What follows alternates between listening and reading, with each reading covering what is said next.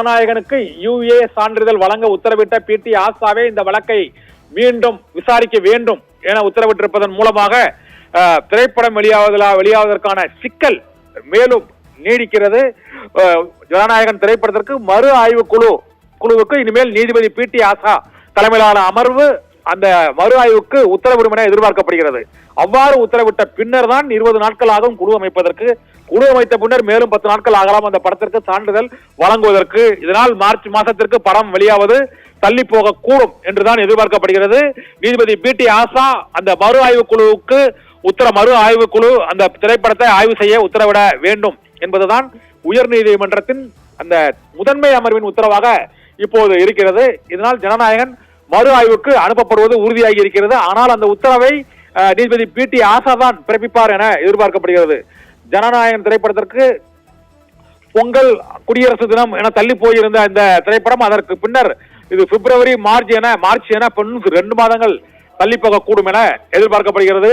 ஜனநாயகன் பட வழக்கை தனி நீதிபதி விரைவாக விசாரணைக்கு எடுக்க வேண்டும் என்ற ஒரே ஒரு ஆறுதலான உத்தரவு விஜய் தரப்புக்கு இப்போது கிடைக்கப்பட்டிருக்கிறது.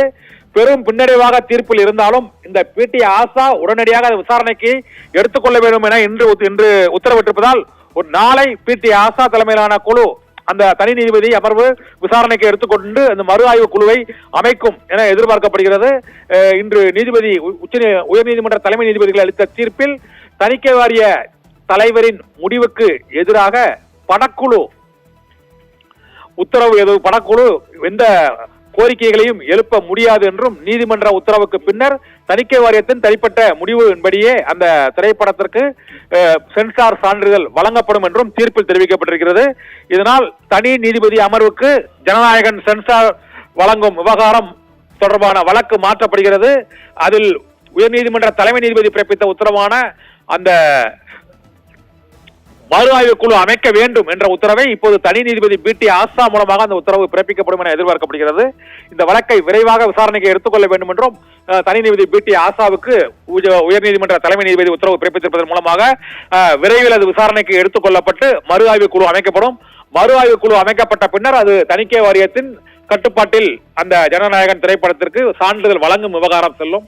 அவ்வாறு சான்றிதழ் வழங்கிய பின்னர் அந்த திரைப்படம் வெளியாவதற்கான தேதியை பட தயாரிப்பு குழு முடிவு செய்யலாம் என்று எதிர்பார்க்கப்படுகிறது.